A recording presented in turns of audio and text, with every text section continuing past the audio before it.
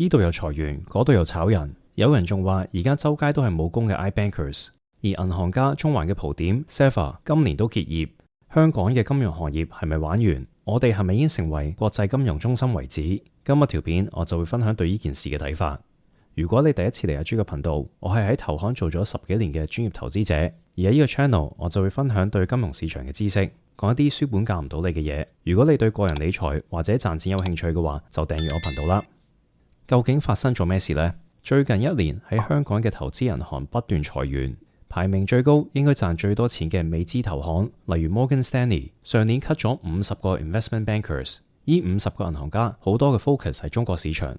50個人聽落去唔係好多，但係投資銀行係一個好細嘅行業，每一個部門其實好少人嘅啫，所以要炒50個其實係一個好大嘅數目。咁點解佢要炒咁多人呢？因為中國同埋香港資本市場呢排唔掂，股市又跌，成交又低，喺融資方面又冇 deals， 冇啲大嘅公司上市。喺之前嗰15年，其中7年香港喺 IPO 市場係排名第一。你諗下之前有幾多大公司喺香港上市？例如阿里巴巴、騰訊、美團，仲有 AIA。但係最近呢，香港嘅 IPO 市場就死晒，上年排第8名，係20年以嚟香港最低嘅排名。而個債券市場因為其中一間最大嘅發展商恒大爆煲，搞到啲人都唔夠膽玩債券，所以股市差，債券市場靜，成交低，又冇得搞上市，投資銀行嘅收入就大量下跌。咁唔止影響 iBanks， 第二啲提供金融服務嘅行業都受到影響，好似會計同埋律師。一陣間就會講多啲。講翻投行先啦，第二啲美資銀行呢，例如 Goldman Sachs 啊、JP Morgan 同埋 Citigroup 喺最近嗰一年呢，都進行咗多轉嘅裁員。當最賺錢嘅美資投資銀行生意都唔掂要裁員，第二啲投行呢，就一定更加唔掂噶啦。例如歐資嘅 UBS， 聽聞今年3月會喺投資銀行部門同埋理財管理部門炒90個員工，所以而家大家都做得好冇癮。唔知咁辛苦為咩？可能做多個月就會俾人踢走。就算唔俾人炒，大家對年尾嘅花紅都冇晒期望。今年嘅 bonus 多咗好多零雞蛋，即係炒都費事炒你。因為喺呢個行業，公司裁員之後要賠翻錢俾員工，叫 severance package， 即係訂煲費。咁呢個訂煲費就睇你做咗幾耐啦。一般會係3個月至到1-2年嘅人工。所以裁員對佢嚟講呢，分分鐘係貴過如果唔派 bonus 俾你，等你唔開心，然後自己走。美資投行唔好，歐資就更差，但係佢哋都唔夠中資慘，因為而家中國行緊共同富裕，而 bankers 你知賺幾多錢噶啦？未到30歲，月薪已經10幾萬，呢度仲未計年尾嘅 bonus。好環境嗰時個花紅係按年嚟計，即係做1年工啦，就代12個月糧，然後花紅再攞多1至2年嘅人工。即係做1年呢，就賺3年嘅人工，咁邊度公平啊？而家要共同富裕噶嘛，所以政府就發出咗啲聲音，警告啲銀行唔好俾咁多錢啲銀行家，變咗中資嘅 bankers 唔止冇得加人工，仲要俾人減人工。聽講上年最大嗰幾間減咗2成，而 bonus 嗰度再減多3至5成。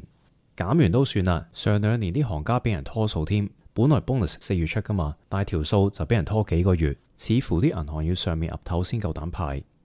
投行生意差，連累埋第啲提供金融服務嘅行業，例如公司上市，佢哋會用到會計，所以做會計嘅公司都唔係好掂。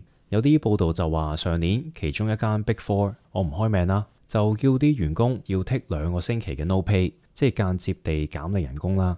但係 at least 你可以放陣假，所以都好過啲中資銀行突然之間減你2成人工嘅。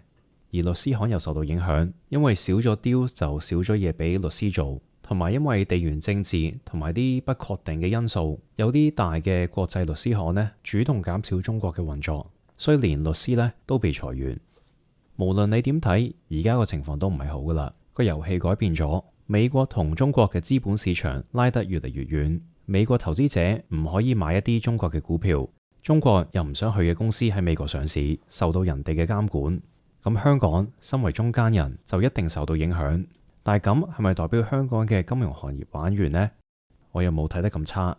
香港身為一個國際嘅中心，個地位就一定跌咗噶啦。你見到有唔少外國公司將佢哋嘅亞洲總部由香港搬咗去新加坡，但係如果講到資本市場，如果內地嘅企業想上市融資嘅話，佢哋始終都係會經過香港。點解唔係新加坡呢？因為新加坡唔係中國噶嘛。而中國嘅政府會情願上啲企業喺返自己地方上市，因為咁會容易啲監管啦。而喺股票市場方面，新加坡個股票市場冇香港個咁好，因為流動量低，又唔係好多企業喺嗰度上市，同埋買賣差價闊，所以如果淨係講市場嘅運作呢，香港嘅股市好過新加坡。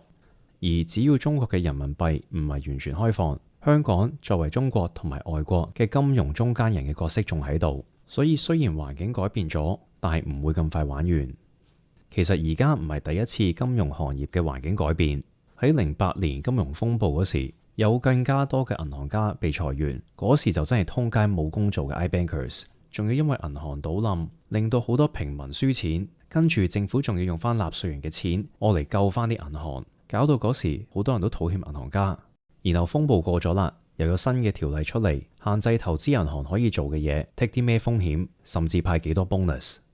我記得喺金融風暴之前，我啲 seniors， 所謂嘅 senior 都係40歲啫，佢哋一年嘅 bonus 有1000至到幾千萬港幣，然後雷曼之後呢，就跌到剩翻幾百萬。當時啲人都話個遊戲改變咗，投資銀行冇得玩啦。但係過咗15年後，個行業仲喺度，本來覺得冇可能再見到嘅嘢，而家可以再發生。10幾年前同我一齊入行嘅朋友，而家到我哋40歲做 senior 啦，我哋又見翻本來以為唔會再見到嘅過千萬 bonus。所以我想講嘅呢係唔好推論得太遠。而家個情況比起幾年前係差，一部分係政治因素啦，但更加大部分係同中國經濟有關。而經濟有周期，有時會好啲，有時會差啲。咁而家就喺壞啲嗰部分，但係差完就會變翻好，周期就係咁噶啦。最後我想分享一個故事，喺金融風暴嗰時，當 bonus 又差，周圍嘅銀行又裁員，大家都好絕望，有啲人想離開呢個行業嗰時，有一個前輩嘅 trader 就同我講，要 keep 住自己個座位。佢嘅意思係，只要你捱過個低迷，你 keep 住自己個座位嘅話，你就可以享受跟住嘅好轉。但係如果你放棄咗你個位，當啲嘢好返嗰時，你個位已經俾人攞咗。今日條片係咁多啦，如果你中意嘅話，撳埋 like 先走，下次再見。